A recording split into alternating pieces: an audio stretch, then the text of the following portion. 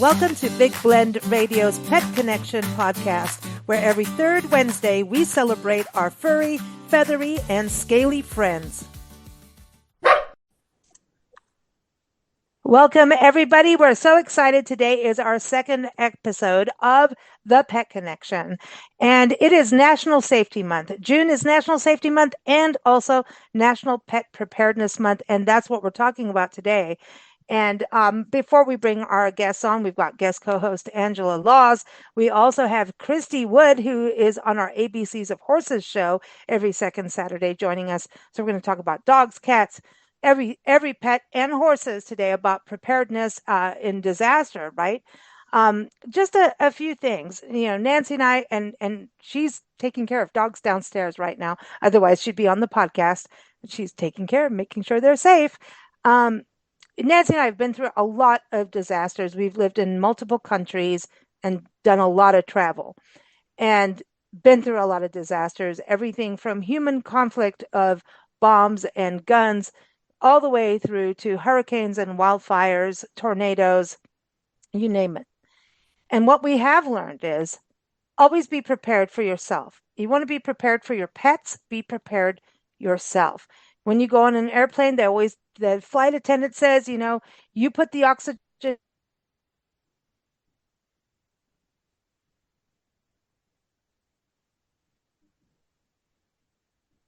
Even if you're in a temporary place, we travel full time, Nancy and I, on our Love Your Parks tour, and we're pet sitting as we go. We always have a plan B. What if? Always have water, always have a backup plan, emergency items. And most importantly, when it comes to your pets and you, have a feeling of calm. If you have a plan of action, you will have the moment of calm when disaster hits. We have been through multiple wildfires in California, evacuated with pets, all kinds, horses, all the way through to cats. You have to have the mindset of calm. Make decisions, follow through with them, and if they don't work, go to plan B, C, D, E. That's what happens in disasters, because what you think is going to be the way out sometimes isn't. But always have those backup plans for you and your family, which includes your pets. Have the water, have the emergency kits, the extra food, all of that. That sounds very like, oh yeah, we all know that. How many of us actually have that in their homes right now? Do you? Do you have an extra jug of water? Do you have a flashlight with batteries that work? Do you have dog food? Maybe not the fancy dog food we're all feeding our dogs now, but kibble. Does your dog know how to go into its crate and be cozy and happy and appreciate the crate as its own bedroom versus being a place of, hey, you've been bad, go in there. So all of this right now, as we sit going into summer, is very important to talk about because the wildfires are happening right now in California. We're hitting hurricane season. Tornadoes are already going on. So it's important that we have these relationships with our pets, with our family, have a plan, because when you have a plan, you can be calm and follow the plan. And as the plan may not work, go to plan B, C, D, E, F, and G. So always have, by the way, never have half a tank of gas. I'm just going to say that. Never. You go to a half a tank, you fill it up. If you're in a wildfire, you are not going to get out if you only have half a tank of gas or a quarter or barely zero. Always have half a tank of gas or more. Always do that. Always have water, always have food. It sounds stupid and redundant, but I'm always going to tell you this because when things go out, like in a hurricane, the next day is the worst. The next day is when the power lines come flashing through with water. Do not go in your backyard in a hurricane after a hurricane comes through. It's actually the easiest part. You go through the next day, things are flooding. There's snakes in the water. There are power lines that are flickering through water, which cause electricity and water. Don't let your animals go through that. So there's all kinds of things to be talked about today. So, Angela, welcome back. Angela Laws is a veteran pet sitter and our co host on this show and head of community at trustedhousesitters.com. That's where Nancy and I use that platform to travel the country. So, welcome back, Angela. Hi, Lisa, and thank you for having me back. And hi, Nancy. I know you're down with the dogs. She is. I think there's a song there somewhere. Who let the dogs out? Is it in specific? These dogs know that song here. Just That's saying. that's incredible and valuable advice. And if you've been through it, you are prepared. And you know what? I think the world went through something that none of us expected about 2 years ago, called a pandemic. And hopefully we've learned from that for some preparedness. And also, but think about your animals, think about your pets. And I will say there are some things you can be prepared, but there are some things that happen and you don't expect them. Mm-hmm. Expect the unexpected. But the one thing never to do is panic. Mm-hmm. We were in the middle of an earthquake in New Zealand in 2011. We didn't Oh expect that. God, really? However, Oh yes. yeah, Ooh. I mean, we were in Christchurch when it happened, and Oh, and and the one thing is, don't panic. Just do the best that you can. But for this, the purpose of this podcast, be prepared, and as you say, Lisa, have a plan A, B, C, D, and E, and just go through the whole alphabet if you need to. But if you are prepared, you then know what your options are. I agree. I mean, that is it, and be calm. So if you're set, if you have some kind of plan, don't you have like you don't freak out. When you don't have a plan is when you absolutely go ballistic, right? It's like I just always feel always have a plan. And we have a basic plan as we travel. We just it's kind of a lifestyle for us as travelers. And I think people should kind of adopt that because when we have hurricanes, when you get evacuated out of your house or, things like that with flooding, you're going to be traveling. So have a plan, have that box. I want to bring Christy Wood, who's been on our show for years, and we've gone riding with her, Angela. I know Oh, you love horses, Angela. We met Christy when we very first started our Love Your Parks tour, which was called the Spirit of America tour. It was back in 2012, and we weren't even on the road full time until 2013. And we met Christy, and she took us on a trail ride. But man, she doesn't just put you on a horse and take you on a trail ride. She makes you connect with the horse. You will go around and around in like the lunging arena or the arena until she says, "Okay, you guys have connected. You understand how I'm going to run this ride." And you like listen, there's you can't put anything through Christy without her picking it up. Like she is safety first, and That's that right. what really impressed Nancy and I. We had horses in South Africa. We've had some experience, but we're not. If you're not on a horse every day, you lose your skills. But actually, we came back to them pretty quickly because Christy really was like, no, that's the real thing. It's about understanding horses. It's about that connectivity. So welcome back to a different podcast, Christy. How are you? I am fine, thank you. And hello to Nancy and Lisa again and Angela. It's nice to meet you as well. Yes, and everyone should know that Christy's on our Big Blend Radio, ABCs of Horses every second Saturday here on Big Blend Radio. And Christy, that is the thing. Safety is number one. As when you lead trail rides, I know you do the Chief Joseph Trail, which is a 13-year progressive trail ride of 10 days at a time, following the pathway of Chief Joseph from the Nez Perce tribe up in the Wild West, literally, right? So safety is, I think, probably the first thing you think of no matter what when it comes to horses. Well, yeah, safety is knowledge. And that's the way I look at it is we need to be prepared, we need to be safe. You've got to know your horse really, really well. And that's how you can enjoy being on the back of a horse and being in God's country. But safety is very important. Okay, so when it comes to getting horses in trailers and things like that, we talked about that on your podcast, few weeks ago. Mhm.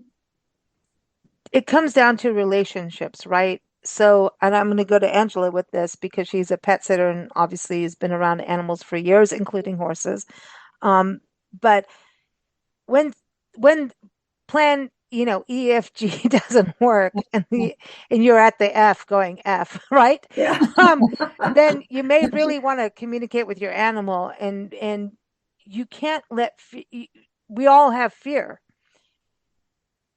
If you have developed a relationship with your horse? I know you also have dogs too, right?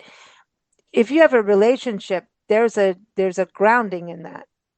I think when you have to make changes and maybe do a fast evacuation, get a horse in a trailer instead of it being like, oh, it's treat time or we're going to the vet or whatever.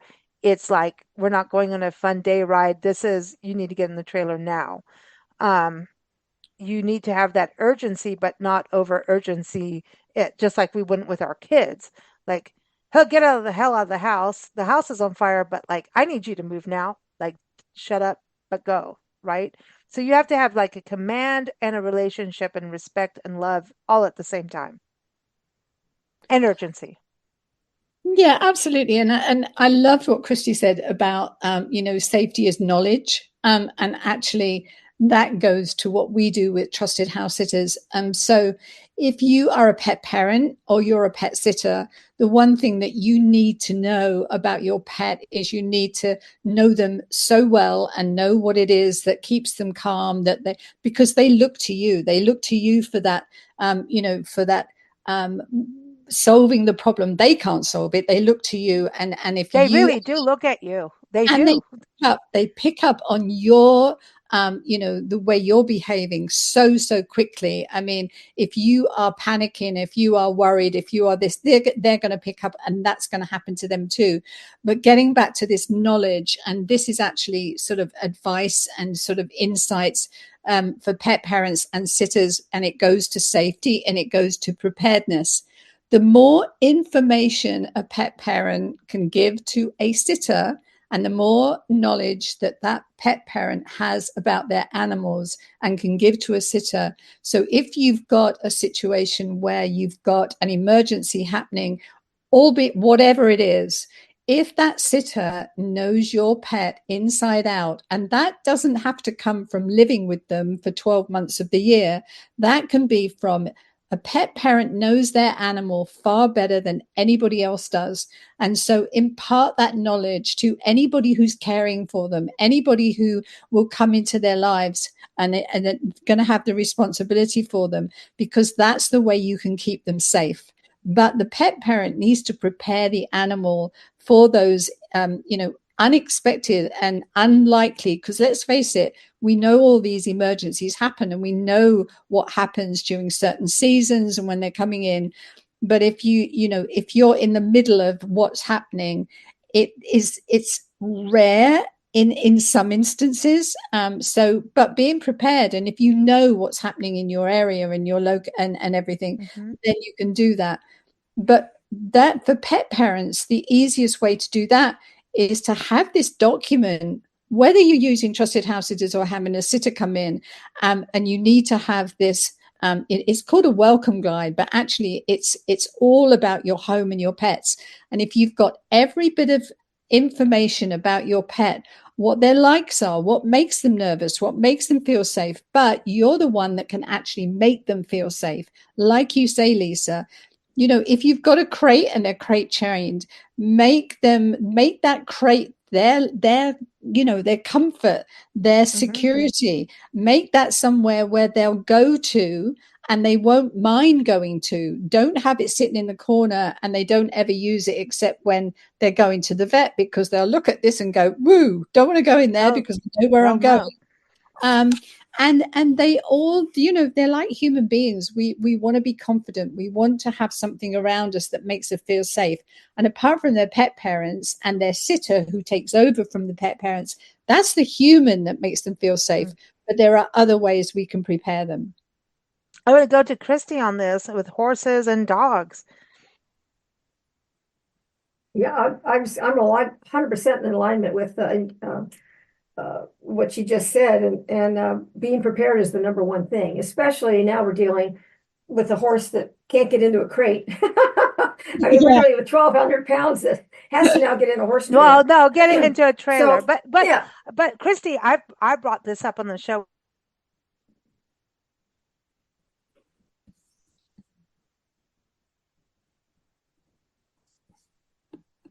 Not crates, but actually, this is true.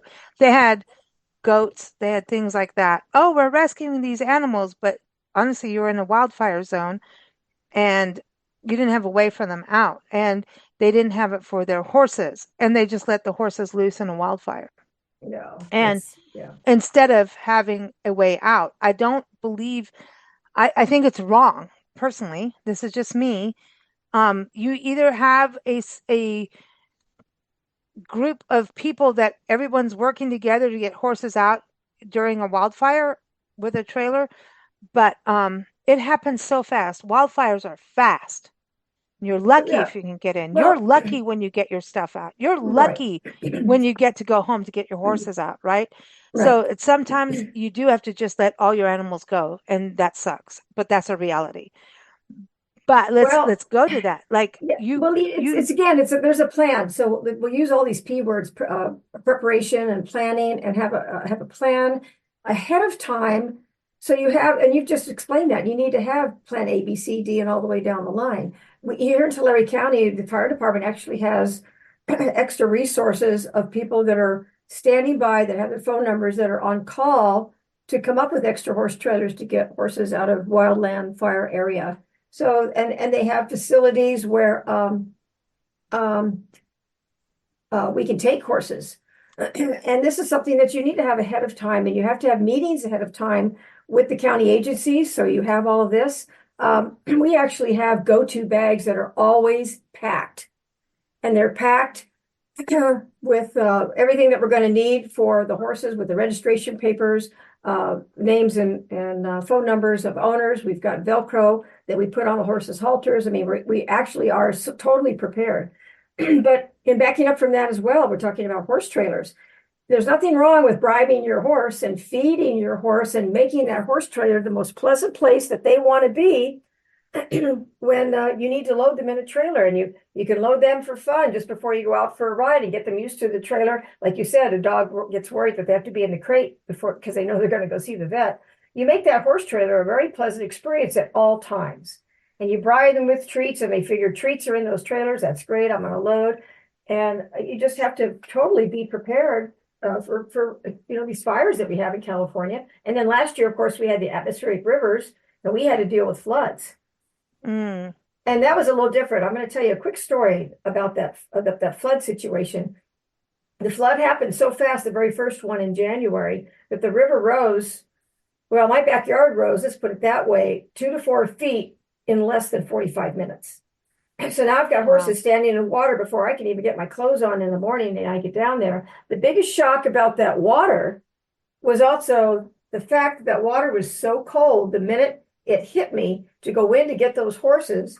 Plus, I'm in heavy gear. I'm in, sweaters and long pants and rubber boots. That is weighing me down. The shock of the water was amazing, and the current. When Oh, water is flowing, and you have those, what do they call them in Arizona when they have flash floods? It happens fast, and it's coming. You need to get out of the way. So again, we all need to be prepared for that. And that was a great lesson for me to, I don't know if I'd ever go out in my shorts in January to get those horses, but I have to be prepared to know that those heavy clothes that I'm keeping myself warm with now are going to weigh me down. They're actually going to mm. inhibit me from moving. So there's just so many things you have to be prepared for. Oh. Well, that's a thing. You don't know until you get in, right? And it's the same thing. It's like you think you want to take all your things in your car when you evacuate, and maybe you don't.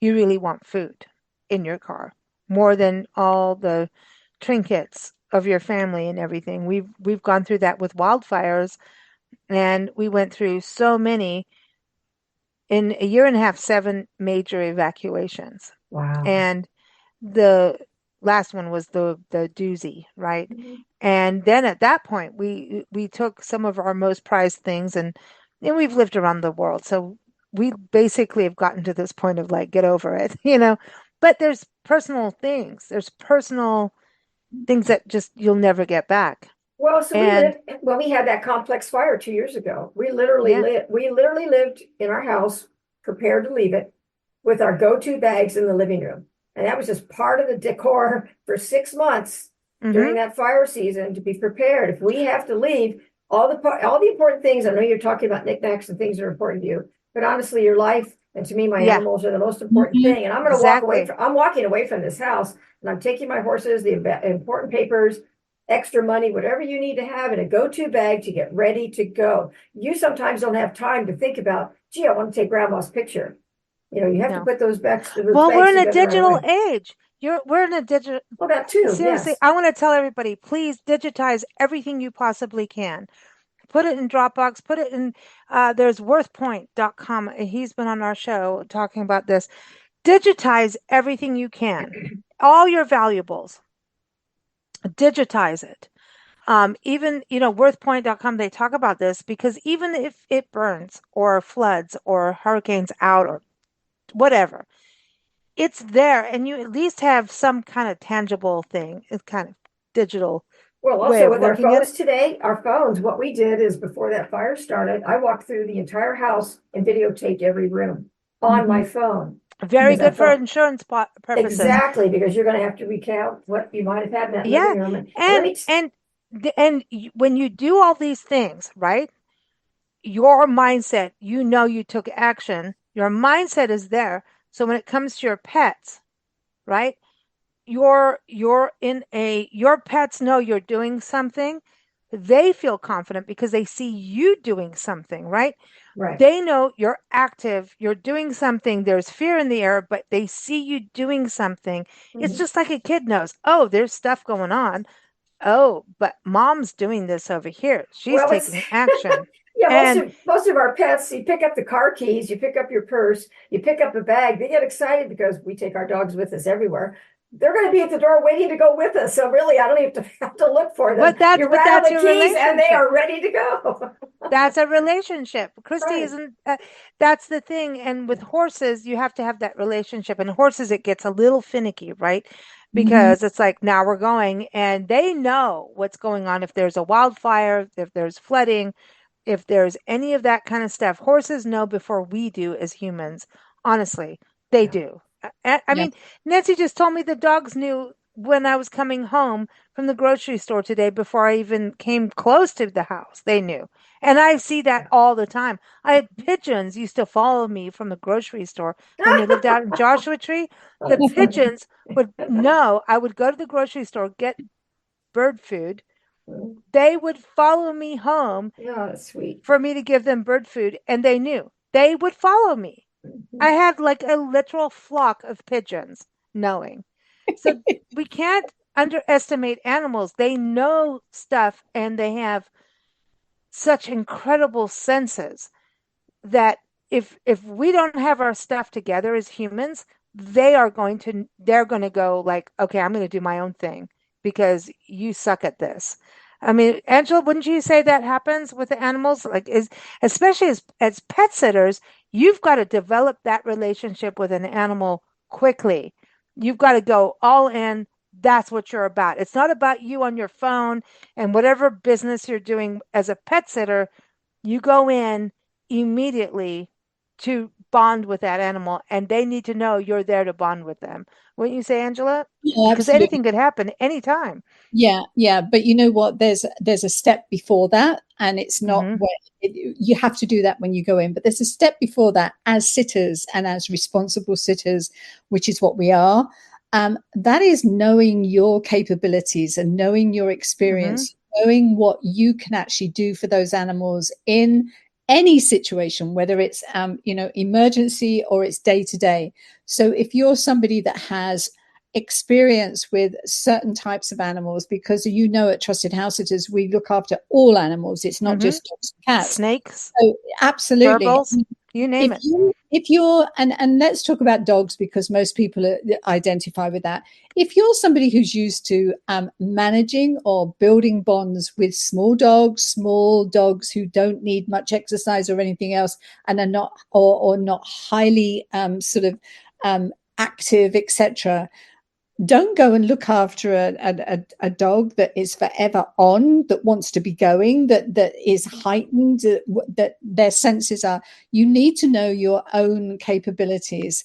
And you know what? The other thing, this conversation that we're having as well, for anybody who's listening to it for the first time, we're talking about a digital world. There is so much information out there that you can actually find.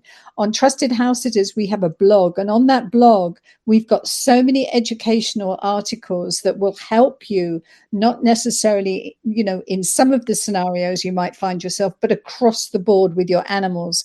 Mm-hmm. And there are other, when Christy's talking about be prepared, I don't know, because I've not lived in, say, California when the wildfire's been going. But prior to that, being prepared, are there not organizations and places that you can go to that give you advice on how to be prepared and what you should be doing? Yes. And I think that I think everybody needs to be responsible and aware that, if you don't know how, find out how. Mm. Oh, I want to add to that, Angela, because like families with their kids going to school, they have phone trees, right? Like, oh, who's picking up the kids? Who's doing this? And that's an important thing even for our kids, right? When we talk about safety right now with shootings and everything going on in schools, this is an important thing, is have a buddy system. We've had Ernie Patina on our show over the years, and he's really retired now, but he was a retired FBI agent, and he was on our show, and he came on for his novels, but he was undercover for many years, and he came on our shows, and he did things on talking about kids going out for spring break, and the stupid stuff that happens. He always says, have a buddy system. That is the number one tip in all safety, is to have a buddy system, because you can't do it all alone. Yeah. And that's the same with what we're talking about right now. You can't, I mean, Christy, you can't get all your horses out and everywhere without somebody helping you somewhere. Somebody has to help someone. Well, I've got a great husband and partner, and that's why we both have we have two rigs, we have two trailers, two trucks, and we're ready to go at any time to take these horses out of here. So have a system. And if you can't, right, Christy, what about someone who doesn't have a trailer? Have a system for that. Have that in place. I mean, well, that's what Tulare County has for us. Thank goodness the Tulare County Fire Department has resources for livestock, and they have people who volunteer their larger trailers, and there are areas where they can house horses and llamas and larger animals and goats in these fire situations. So they have a list. You need to contact the fire department and get that list from them. And we've had several meetings with the fire department to just go over the different resources that we have. And it's valuable. It's like Angela said, it's out there. You can seek it. It's out there. You just have to find it. I love that. I love that you say that, because we all, I don't want to be hyper about stuff, but at the same time, I want people to kind of wake up. Like, don't be lackadaisical, because when you're lackadaisical, does that word exist, Angela? Come on, I know I kind of feel like that's British. Yeah, it does. It does, and it does exist. And you know what? Lackadaisical is a very good one. And I don't want to be too harsh and hard and say irresponsible. No, me neither. No.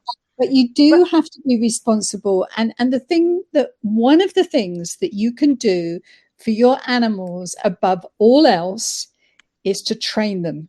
And I don't mean train them to the point where they're, service dogs or anything, but train them so that they know what the parameters are, what they can. I mean, recall for one thing. And we were talking about we've often talked about when sitters go and look after any pet, but obviously we're talking about dogs here, and the owner will turn around and say, oh, and when you let them off the leash, I go, gosh, yes.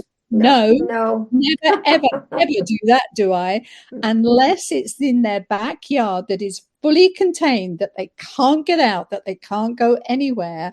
I am not going to let a dog off the leash. But the simple reason is I don't know how they're going to behave when they're with me. I know you know how they behave when they're with you as a pet parent, but they're like children. They act totally different. However, those basic rules of Mhm. training, like not pulling on a leash, like coming back. I mean, I've got my Barkley, who I look after and have been looking after since 2018. And I I, think that's how we first met you, Angela. You had Barkley at your oh, side. we did. I think from day one. And, and he is the most adorable, adorable dog. But do you know what? His recall is zero. In the house, for example, he will take something. I will call him to try and get it back. The only way I can get him back is I bribe him with a treat. He'll come to Oh. me, he'll drop Mhm. whatever he's got for the treat. So, okay, that to a point is has him trained. However, that is the best thing you can do for your animals. And And you Chris, know, but yeah, you yeah. know that's your intel, right? So like I here, you know, can but only get somebody the else told dogs it. in.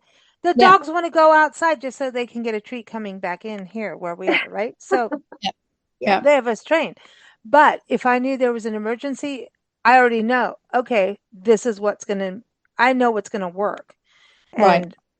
And I think that's the important thing is to not, as sitters, yeah, you can give treats, and some people are doing carrots, some are doing beans, and everybody's doing a different thing, right? Food is all changing because we're finding out how bad pet food is, quite frankly, across the board. So all of that changes. But I want to say this in you need to have that backup station of food, right? So you Mhm. may be doing the farmer's thing and the frozen thing, all this fancy cook the chicken, which I'm all for. I'm 100% for. But that's not realistic in an emergency situation. So you're going to have to get over that part and have the kibble, have the water and the kibble. You need something that is going to last you through something, whether you're going down in a tornado shelter with that, or you're on the road to escape a hurricane. And know your hurricane routes. Please do. Know Mhm. your volcano routes. By the way, we have that in this country, right? Mhm.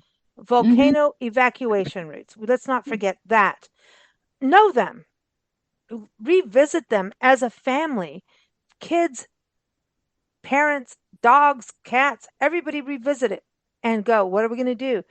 Your kids, it's like your animals are your kids too, right?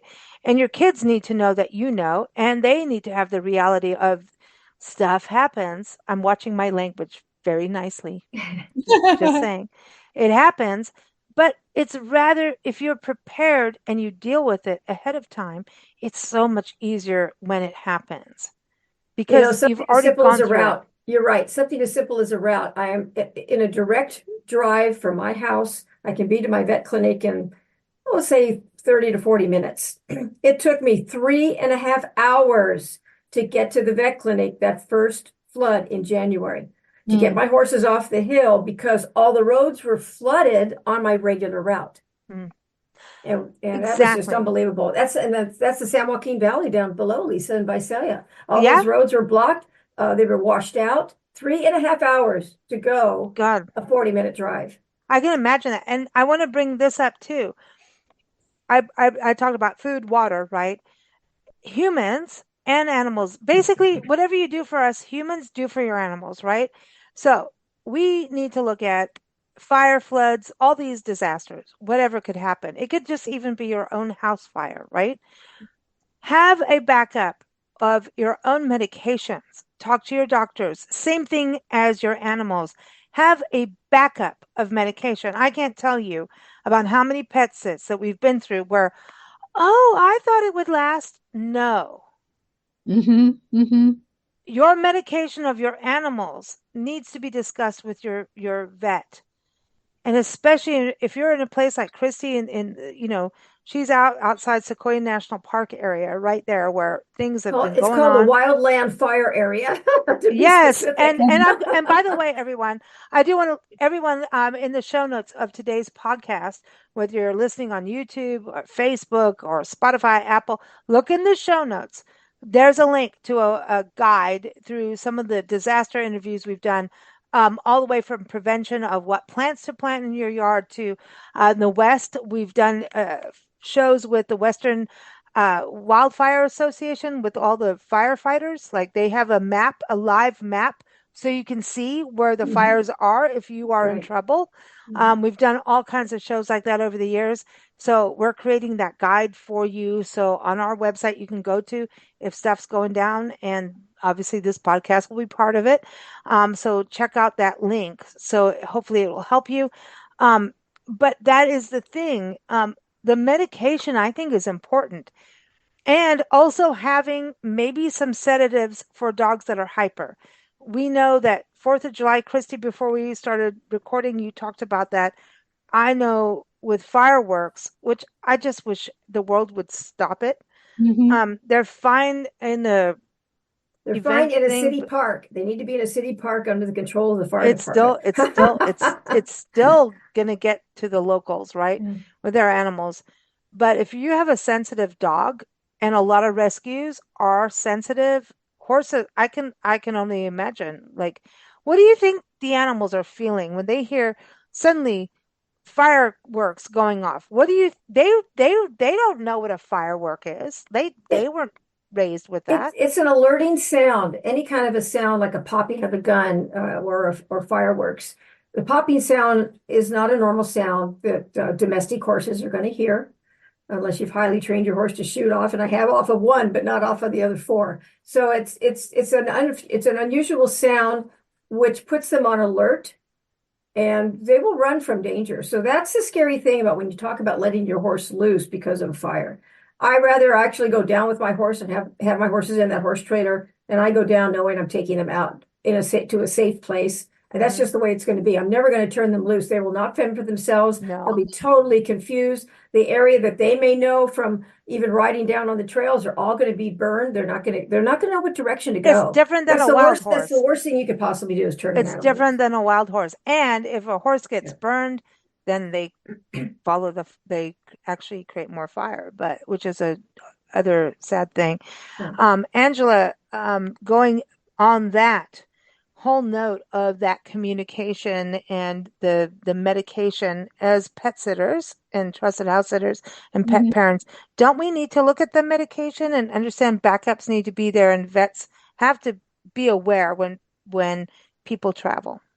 Absolutely, and talking about 4th of July, it should come as no surprise to anyone that in the United States, particularly, obviously it's July the 4th, more animals go missing than at any other time of the year. More. Mm-hmm.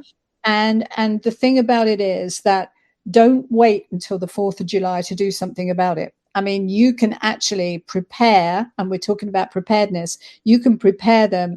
That you can go online. There are things you can do. You can start to sort of. Actually, somebody said about breaking pasta in front of them will actually help acclimatize them.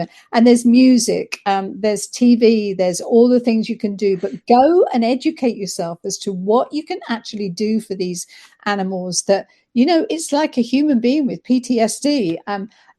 Imagine you've got that and these start going off and you're back in a war zone. Well, it's a war zone to the animals as well, only the difference being is they don't understand and can't put in their mind what is happening and know that it's going to stop. They don't know it's going to stop. It could go on forever. So Mm-hmm. be prepared and actually prepare them. And you're right, if your animals are on any medication, and talking about medicating for July the 4th, there are natural medications that you can buy. Them medications, use the term loosely, but there's natural sort of things that you can buy. One, I'm not advertising, but the name comes to me, Rescue Remedy. You can Mm-hmm. actually Yes. to your pets, and that can go into their water. It has some effect on some it doesn't, but you find out. And this is why you don't leave it till July the 4th. You You're start, right. and is it going to work? I want to use something that works. But for sitters, and if you're going to be away on July the 4th and you're going to have a sitter looking after your animal, you need to do this for your pet and for the sitter. But also we've talked about horses and we're talking about dogs. Please, do something for your cats as well, because have you ever Hmm. tried a cat that goes up somewhere Oh, that you can't get? good Dogs are on God. the ground. They don't Holy jump cow. onto counters and go somewhere. You try catching a cat, you're going to make them even more. And you're going to get hurt.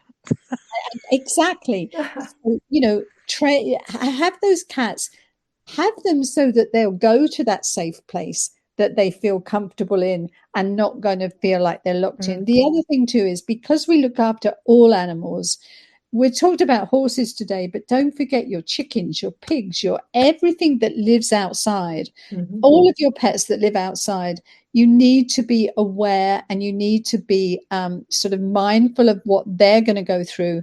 But your sitter needs to be mindful of that as well. And your sister needs to know what you do, how you can actually help your pets live through this and come out the other side, unscathed as much as anything else. Well, But you have. I think I want to go with that because this is a conversation that always has to happen. And we've done what, over 110 sits, I think, Mhm, something. Um, and we did a sit once and said they were in a zone where they could get hurricanes. And I said, well, we understand hurricanes, and if so, we will empty our luggage in your house and take your animals. That we don't give a damn about our luggage. yeah. We who cares about clothes, right? We care about our computers and your animals. Those two things go. And I said, well, evacuation, and the people were like, well, I don't want to talk about that kind of thing. That's not going to happen. I was like, okay, wakey, wakey, wakey. Let's have a realistic conversation. We need to be set up for success. And they came through with that. We had this discussion and they're like, we just didn't even think of this. And that's the thing. And it's important, not just, we're talking about pet sitting, Angela, but I think it's an important thing for people in general. That's what we're Yeah. doing on the show, right? Think about it yourselves. It's not something we want to think of, you know, but we can't keep our head in the sand, because when it happens, it is literally happening in places that are unexpected right now. Mhm, Climate Absolutely. change mhm. is happening. We Yes. are in Madison, Wisconsin, that did not have big snowfall for 2 years. When we first came and pet sat here, it did, and it wasn't supposed to, and it did, and I had to learn snowshoeing, and not snowshoeing, shoveling. Big difference. I did it. Um, but that's the thing. The weather is changing across the country and around the world. Situations change. Things happen.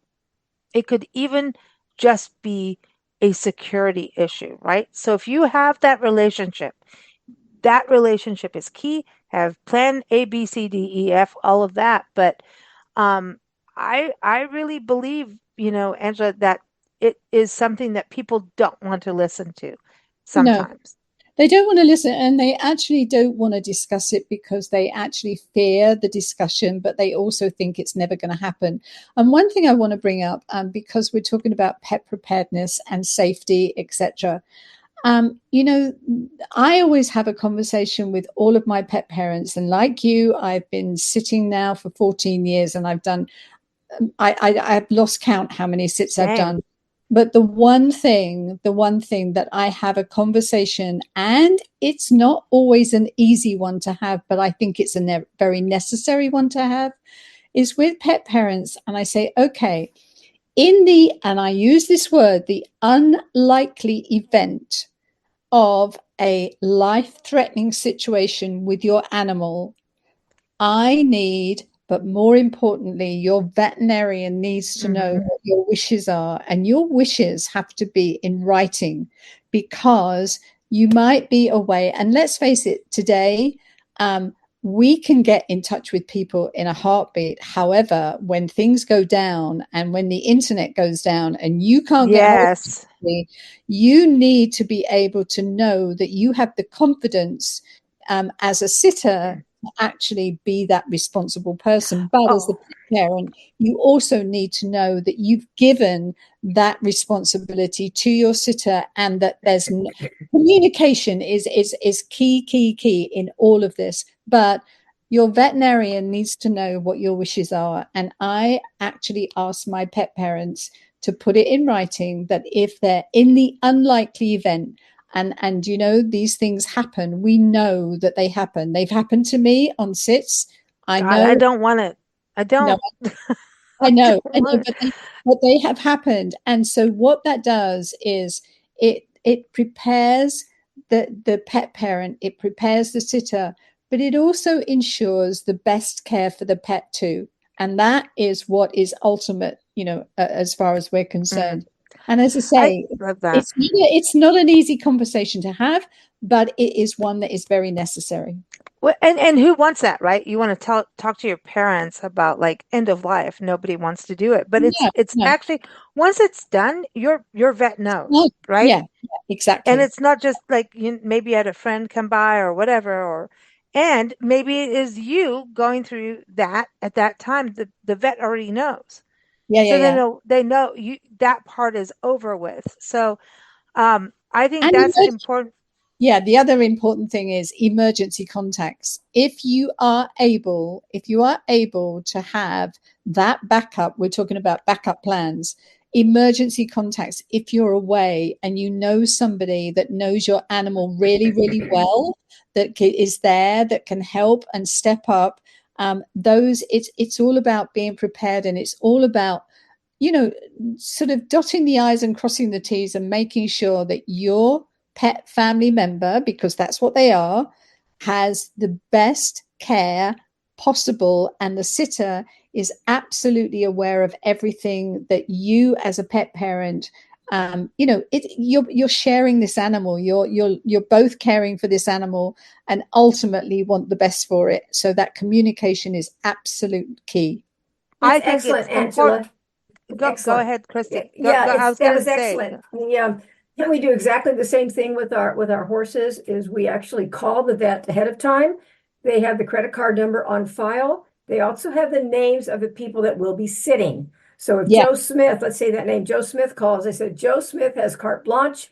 He's bringing the horse in. Do anything that you need to do if I'm going to be off the grid or I'm unreachable. So we also have our emergency contacts. We have people lined up who we know can drive a horse trailer. yeah, So that in itself is a scary thing because we have two different types of trailers here. We've got one that's extremely long, and not everybody knows how to drive yeah, a right. gooseneck because they're different when you make your turns. So we have people lined up who can drive a trailer for us. We leave our trailers hooked up if we're both leaving, or if we're leaving with one trailer, the other one stays hooked up to the truck, that we are ready. And they're actually pointed in the direction out the driveway. So all you have to do is load the animal up and yeah, drive straight out. And we make it as easy as we possibly can.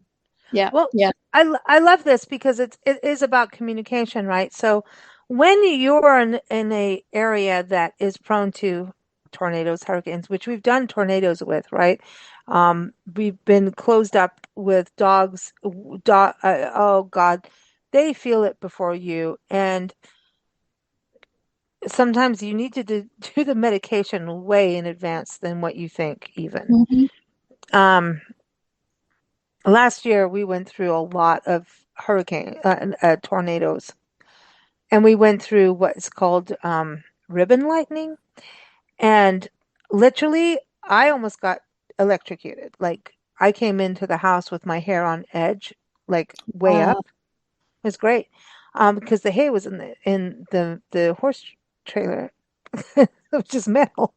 Anyway, so anyway, it we went through this insane round of storms that was you get storms in this area, but this was off the cuff. And that's what I know I kind of sound like, hey, y'all, like I'm trying to beat this into everybody, but I mean it because I've been through it. And I mean multiple things. And you can't expect the norm. Don't, No. because the norm is gone. Okay. And so like that year with the tornadoes, we had a gazillion tornadoes in one night and we were fine. And the lightning though struck the house like, and it was brutal. And there was a donkey out there. There was I mean dogs. It was something to know, like really be aware. Don't screw around. Don't think your meeting is important. It's not. Your life is, and so are those animals. And so these backup things are real.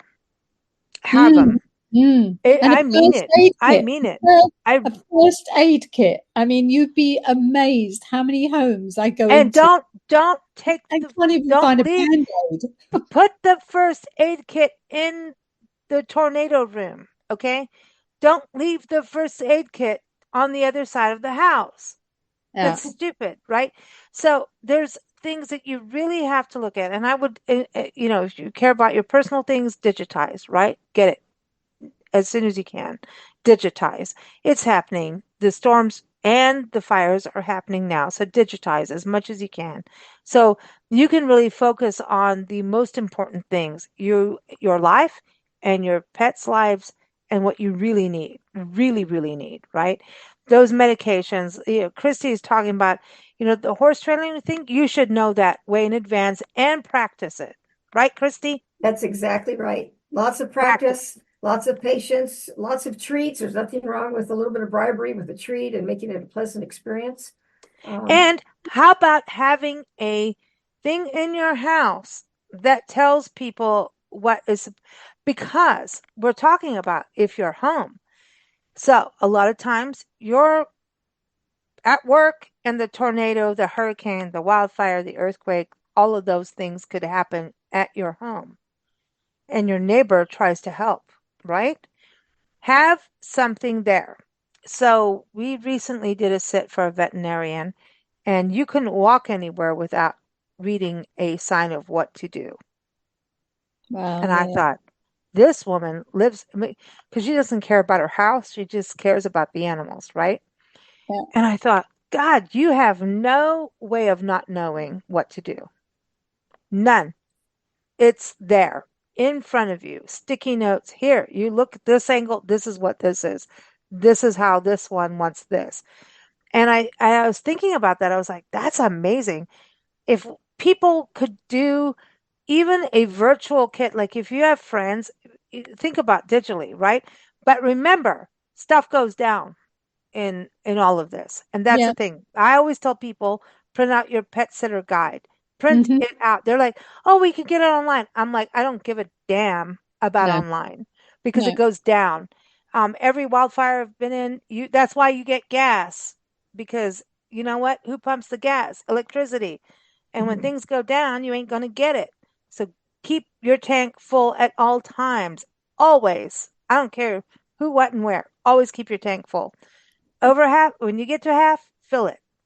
Um, because you don't know what's going to And happen. You the never the know. other and the other thing that is vital that you need more than even food, and that's water. Because when Huge. these things happen, it's like the earthquake that I was in Christchurch. Mm, Immediately that happened, wow. no services. There was no water. There was no electricity. There was no nothing. And then Oh, when you think that when the water comes back on, it may not be drinkable. It may right. not be potable. So you've got to either boil it, and if you've got no means of boiling, and you know what, animals, and I'm sure everybody on this, that we all of us agree, animals cannot do without water. They can do without food for a while, and you can find other food, but it's the water that and we and us as well. And yeah. so having that water available is so crucial. Yeah, I Yeah, we agree. keep extra cases of Gatorade in our horse trailers. We have Yeah. trained our horses to drink Gatorade and they love Really? it. So what's great about Gatorade is that number one, it will camouflage the taste of different water. Let's say you move your horse to a different facility and this happens to me a lot when I travel to the Chief Joe Lisa's state, different fairgrounds in different states. And the water is going to taste a little different. If I put Gatorade in the water, these horses are going to drink water. Wow. So if you can't pump water, buy extra cases of Gatorade. Train your dog to drink it as well, Yeah. and have something as a backup, even to water. Hmm. Excellent. Excellent advice. Didn't That know. is fantastic. Didn't know that. Yeah. Learned something. Yeah. Well, it's got electrolytes in it too, That's you right. Yeah. know? So you got some kind of something. That's the thing. Have the backups and then have something labeled in your house. I mean, it may float away or something, you know. You just do what you can. If someone goes in to rescue your animals and there's a sign saying what to do, doesn't that help?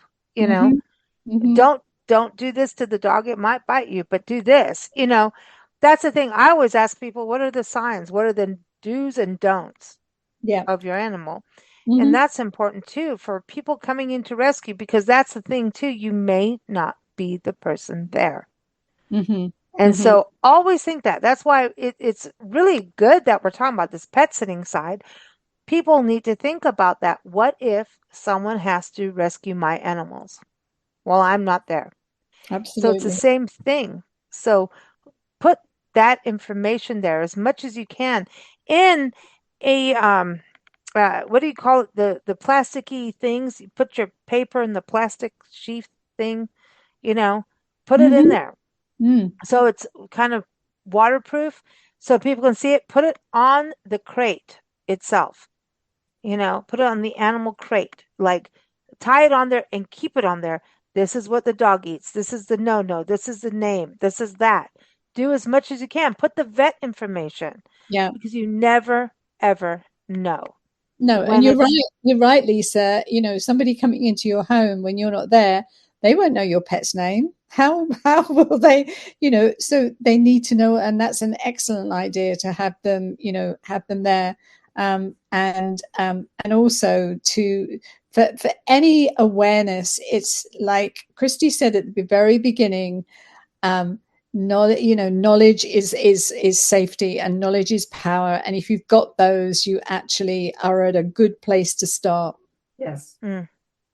I think it's that the knowledge and the relationship. I think it's Mm-hmm. always that is trying to build that as much as you can. And if you're a person going in to a situation with an animal, even if it's a wildfire and stuff is coming down, you want to rescue that animal, you can't go at it. You have to back off to Mm-hmm. go at it, right? Christy, wouldn't Mm-hmm. you say? Yeah. You have Yes. to back You need off. patience. You need patience, and that's where you need to stay calm. You seriously have Yeah. to stay calm. We have a saying here at the ranch when I train young people to ride. The horse is going to reflect your energy, and they're going to reflect your body language. So if you're nervous and your face is tweaked and you're panicked and you're breathing quicker, your horse is going to pick up on that. Mm-hmm. So are your dogs, really, for that matter. Yeah, they will. So you've Any got to sort of animal. you have to step aside of your own panicky feelings and realize we've got to get a job done here. I've got to get these animals out. I've got to be calm. I've got to be their leader. So you have to set an example. Yeah. And that's the thing. Then that's why it helps to be prepared. Yes. Have the food, have the water, have the medications, have the plan, and also have a plan for when you are not there, Mm-hmm. whether it's a pet sitter or not. Have that plan there. Have it. I think we have to get past the face of having a fancy house without all that kind of stuff, right? You could have a party, but you still need that stuff because you could be having a party and a wildfire hits you, right? Urgently. I've been through it. I've done it. Um, Christy, you have those bags packed and you don't care how it looks in your house That's right. because, right? And I That's think right. that's something that we have to really kind of get to a gist of this is what happens. You know, it's like when we go to a pet sit, I always go like, well, how am I taking the dogs out if something goes down? How am I, because anything can happen. Where we're sitting now, they had floods before we sat. They went through a major flood, and the sitters had to deal with a flooding issue with the dogs and everything, So it's like you never know what's going to happen when you go. You think you know. You think the news is right about the weather, but it's not. That's It's why that not. leash training is so important. I mean, my dogs see a leash and they get excited, but they also know that that means you need to listen. They can Mm-hmm. look up at me and they see that leash and they go, wow, we get to go, but mom's in charge and I'm going to follow and I'm going to listen. So the leash really has a very big impact on my dogs when they see me pull that leash out, and they'll sit and they're going to obey and they're going to follow me. So it's Ah, you need to get the leash dog, even a dog leash trained, who may be Mm-hmm. free all the time in your house and in your car and your best buds and all that things. You've never had to put a leash on them. Maybe you don't walk them in public, but you really need to get your dogs leash trained for their this safety. is this is an important thing because a lot of people want to be best. It's kind of like parents, right? Want to Right? be best friends with my kids. Well, that doesn't really work. You can't. No. It done. Let me tell you, Nancy and I are close, but hell no. I can't. I mean, I'm about to turn 50, and she's about to still read my butt. So I'm just saying, it ain't happening. We could be as best friends, but there's no you ain't getting away with anything. And I think the discipline it's really important that pet parents understand discipline means safety. Yeah. And I look at that when we go to choose pet sits because we do. We don't have to do these sits, right? There's It's a another word it's a too, Lisa. choice. The other word is structure. Your Yeah, Mm-hmm. animals need structure. They they don't. want it. That's That's how you right. That's communicate. where they're comfortable. And if you have that same structure with the crate and the leash, and you've got your go-to bag with the treats, you're ready to go. They need That structure, and they're going to be able to follow you in a very panicky situation because they have that structure from you. It's going to be the same pattern. and You that need to is practice why, that pattern. There goes another P word: pattern and preparation. yes, It's really important. that is exactly why the trusted house sitters model works, is because people stay in the home. You're not creating your animals in a cold environment where maybe they're a rescue dog and now, oh, we're back in a rescue situation. The dog doesn't know what's going on. It's Well, cruel. yeah, It's absolutely cruel. right. Nothing in their life changes except their human carer and their human, that. And in my case, I've just been looking after two. Their parents call them royals. They're two Tonkinese cats, and I've just been their servant for the last 11 days. Um, and, and I've had the most beautiful time, and they were adorable and everything else. And it was perfect because we had that communication to start with. One thing I want to bring us back to the safety and the pet preparedness, and we're talking about extreme events at the moment, like all of the things which we should be really, really aware of, but also to safety. We're coming up to summer. And do you know what? The message about not leaving dogs in hot cars or any Or living in walking them on pavement hot that's too hot. cars or walking on hot pavement, it has been out there front and center every year, every summer for goodness knows how long, and people still do it. It I'm still I'm so happens. glad you brought this up. It was on my mind when we first discussed this podcast episode. And yeah, I was like, we have to talk about this because it's still happening and It's people still don't understand. And I'm it's like, I'm happening. only walking your dogs in the early morning. And they're like, well, no, that's not what they're used to. And I'm like, have you looked at their paws? That Yep. is their sense organs. Their paws are part of that is it's part of their marking territory. That's how they are sense organs. They're not just paws for No. them to walk on. These are organs that when they when they poo and they dig dirt, afterwards, sorry to be poopy, but it's true. They're leaving their scent with their paws, not their poo, their paws. Yeah. And That's and how and important it is. and the thing about it is that what part of what part of I'm really sorry, I got into poo. no.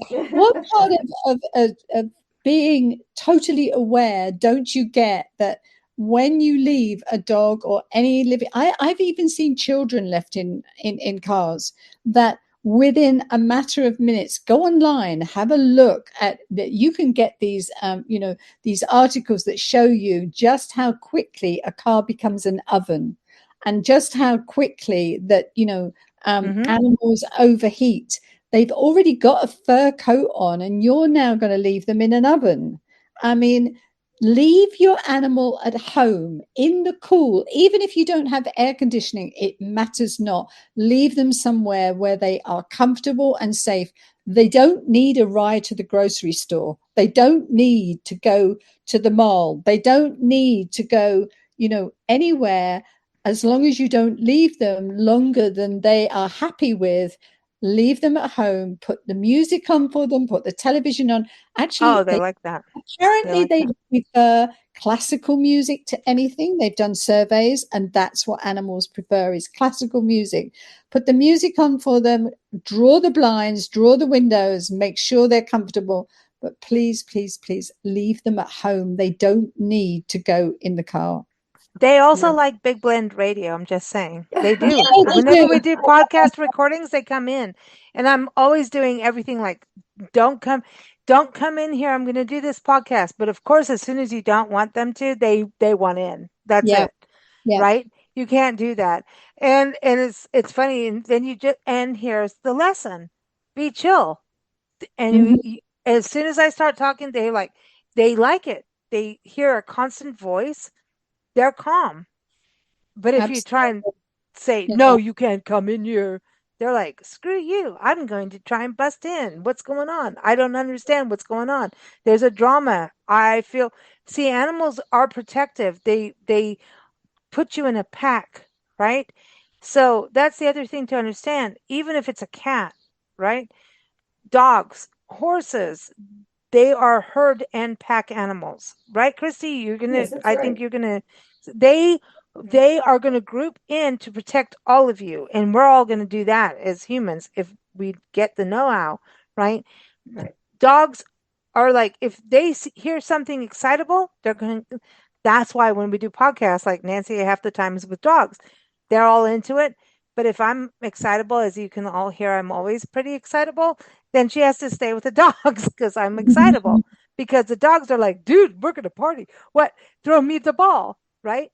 Or if it's Nancy's just yelling me to stop it because the dogs are about to come up now. But if you're calm and you talk calm, the animals will follow suit That's eventually. right. It could take time, That's right. but it is about that communication. I think all of this is about communication and thinking forward, right, Christy? That's what we're talking about. Thinking Yes. forward, being Mhm. prepared, and having that communication. Right. Have that plan. Mm. You do that with your horse people, right? You get them Yes. to. Oh, everybody's got a go-to bag. If you board your horse here or have your horse in training here, everybody has a go-to bag already set up because we live in a wildland fire area. So you're already ready. We're basically a head start of being ready. And Mm. yeah, we're ready to go. I remember when we came to do that horse ride with you. You're not going out until you bond with the horses. You made sure. I mean, that's an important thing. So safety, when we talk about safety and preparedness, it goes. I Christy, can you touch on that about people going on? We're talking about travel too, right? And you know that I'm like picky about that. You could go to places and, oh, go on a horse ride here or a trail ride, So and here's our yes, horses. Can you talk about when you should say no? well, the reason I do that and have you go into the arena and I give you some instructions, I want you to know how we communicate with our horses. So you actually need to speak the same language that my horse knows. And I'm going to teach you that. And that's language mainly, meaning your age, your voice, your seat, your legs, and your hands, so that you'll have a successful ride with your horse. I'm doing that for your protection. I'm doing that for your enjoyment. Again, the more knowledge you have, the safer you will be. But I'm also doing it to protect my horses. I don't need somebody coming into my facility wanting to go on a trail ride, and the first thing they do is throw a leg over a horse and just jam them and kick them like crazy, and want to Mm. run the horse across the arena. That doesn't happen here. That's not how we ride. That's not how you're going to introduce yourself to this horse. and become a partner with this horse for the next hour. So I'm doing that for your benefit. I'm doing it to protect my horses. Mm. And so when people travel and they go, "Oh, I'm going to go on a horse ride," we should be aware as travelers about how the Yes, and I've only facility had, is yes, doing handling their horses. yes, and I've had a few people that don't like taking instruction. Isn't that interesting? And so we, Why are we all laughing? and I've met, I've met those same people, Christy. I yes. know. I'm feeling that So too. you know what? This is my facility. These are my rules. This is how you're going to have a lot of fun if you follow my rules. And they're there here for your safety. So if I have somebody that's very belligerent, doesn't want to listen, I don't take that person out. Mm. And I'll say, I apologize today, but I don't think you're the right Yeah. person for this horse, I'm and I'm not going to take I'm you like out. that.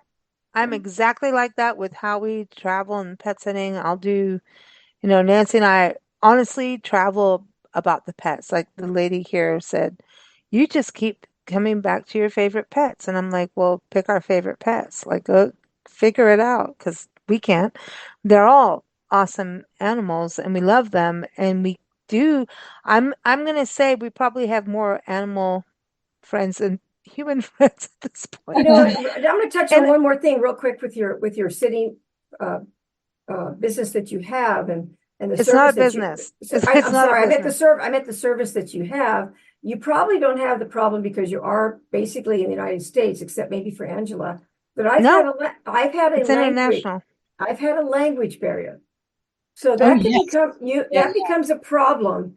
And seriously, if people think they know, you talk to them and you think they understand English, and all of a sudden they turn around and they have to interpret it, they talk to their friend in the Mm. language that they know, that's going to be a problem. You need to make That sure that the that's actually language a is huge what very, you're very saying. clear. You're right, because what we say in Italian might be different than what we say in the US about care, about animal care. And I Yeah. have that problem with instruction for teaching people to ride. Oh, So Mhm. if this is they don't, huge. yeah, so if they don't Yeah. speak English, I really have, they say in the arena, and I have found that out a couple of times the hard way because I'm giving the lady instruction and she's nodding and I think she's understanding, but she's shy and she says her English isn't very good. Well, she doesn't know English. And so we get out on the trail and her husband starts to interpret and I'm thinking, oh, my heart sinks going, how am I going to tell this lady in an emergency what to do with this horse if she doesn't Mm. understand?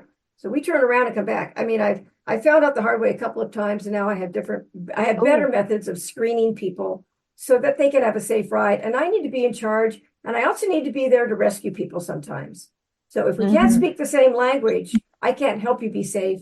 And I certainly can't, do Ooh, my job. So That happens Angela, with I'm interested in this about trusted house sitters because you are global and a yeah. lot of digital nomads like Nancy and I think there's people doing vacations and doing that. I mean, trusted house sitters is not a paid thing. We do not, this is, and I want to be very clear about that.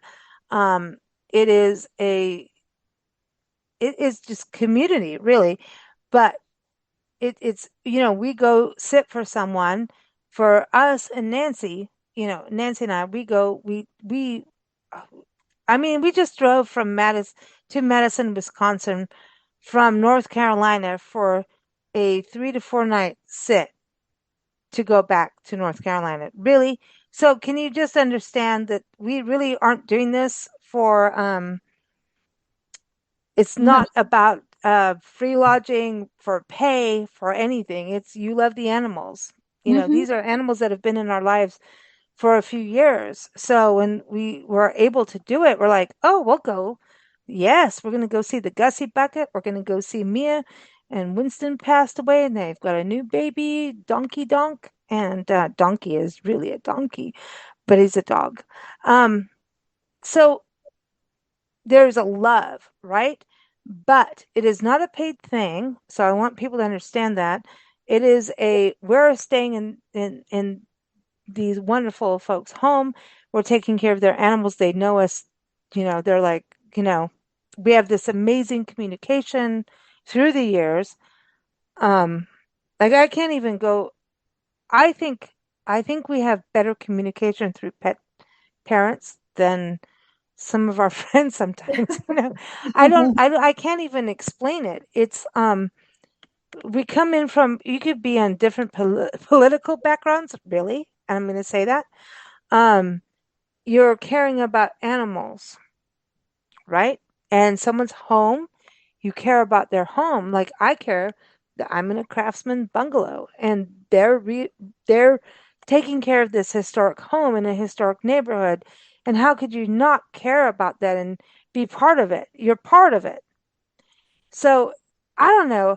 I think it's all really cool, but there's It's this communication that has to happen it with, has to. Yeah. yeah, Angela, save me because I'm just going, I'm going to carry on about how much I love doing what we do so much. It'll be insane and we'll be here for 3 hours. I know, but you know what it is? It's a fair exchange. It's a mutual beneficial exchange. But, and the thing about it is that without animals, without pets, trusted house sitters wouldn't exist. We would not Mm-hmm. be here. We are actually brought together as a community based on trust, and it's that Mm, trust and love of animals that makes this work.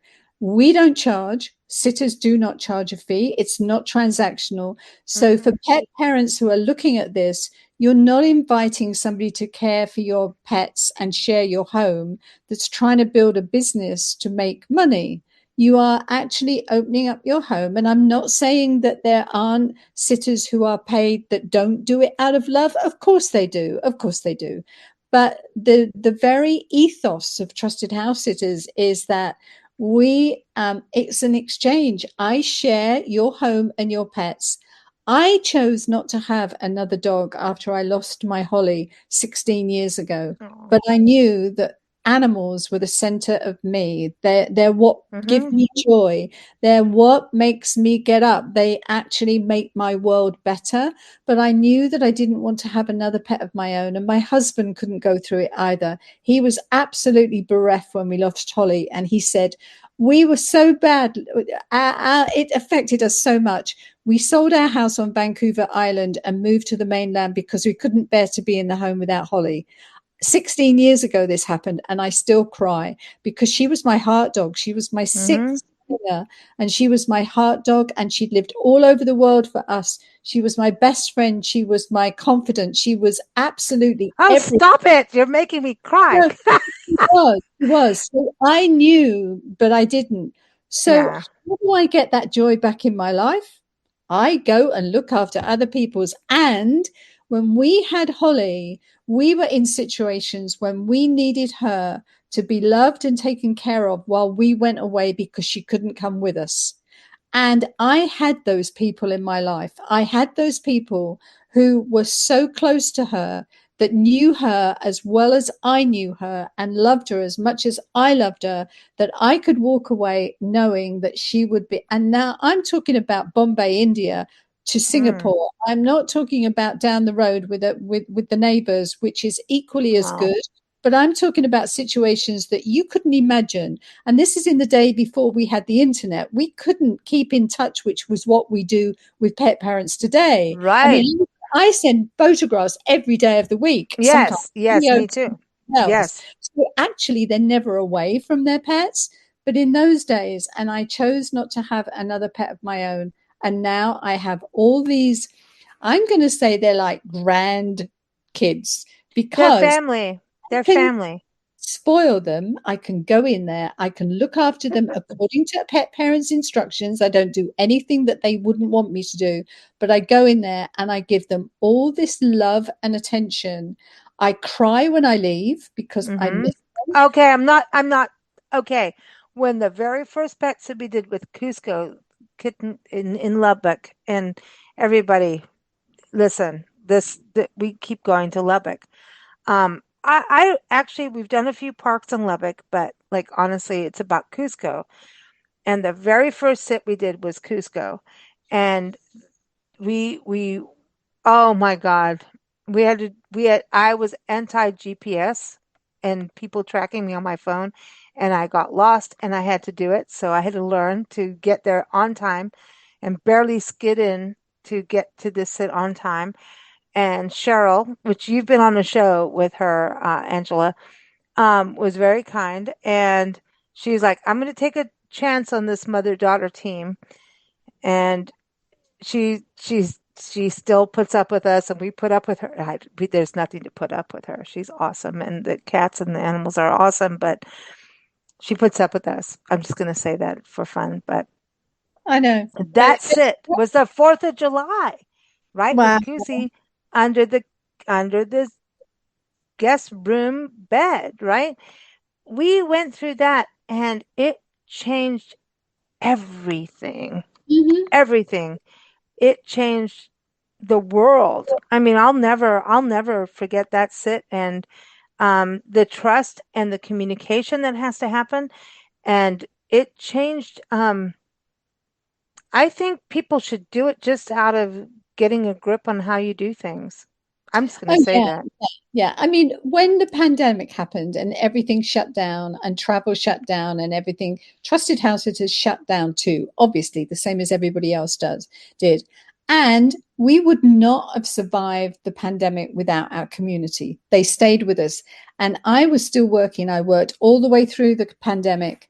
And I was getting messages and emails from our sitters, and people say, oh, it's travel for free and they get free vacations. No, you No, need a vacation. If you want a vacation, book a cruise. Don't do a pet sit, because that's no. not what you do. And Thank you for saying that. I would get all of these emails and all of these messages from our sitters, and you know what every single one of them said? We don't miss the travel. Mm-mm. We do miss the pet parents, but most of all, we miss the pets. We keep going to Lubbock because of Cusco and the Yeah. cats outside. And you know, we are at this point of pet sitting, and sadly going through generations of animals passing, and it Mhm. breaks our heart. Like we I don't you bond, you create a relationship, and I think it's beautiful, and it also gives animals a different outlet. It gives them this other, ooh, okay, when my parents are gone, we're still keeping the routine. Oh, the first day and night. Oh my God, do they know to feed me? Oh, yes, we do. And we're on time. Oh, thank God they know. Okay, I can like them now. They fed me on time. They did this on time. The routine is it. But that is when we're talking about safety, it is about knowing these routines. Christy, Mhm. you want to Yes. elaborate on that? I know we need to go, but like that is that core thing. Um, as pet sitters, we follow routines, and I don't want to. I want to tell people, please, everything we're talking about is not just pet sitters. It is about incorporating it into your daily life. So your animals have a routine. If your animals have a routine, and trust me, we've done some pet sits where the animals don't have a routine and they are not as happy. If your animals have a routine, just like your kids, you know, if you don't do your homework after school, naughty, naughty, you know. Um, Well, here's Same another way thing to with the think. Here's another way to think about that. If you have a okay. routine, especially with horses and with your dogs, if you don't keep to that routine, how are you going to know that something's really wrong? Yeah, Mm. Ooh, that's a good one. Yeah, it absolutely is. agree. Yeah. Yeah. Yes. Well done. Exactly. It's that communication, keeping a Yes. routine, doing things, letting animals know. And pet sitters, we know the animals will tell you when it's dog time, food time. I mean, we're getting here now. They're going to start doing it right now. They're going to come out and say, "Hello, Lisa, it's time for food." Um, they will. They will tell you. They And will. sometimes you should believe them, and sometimes you shouldn't because they're going to play with you too.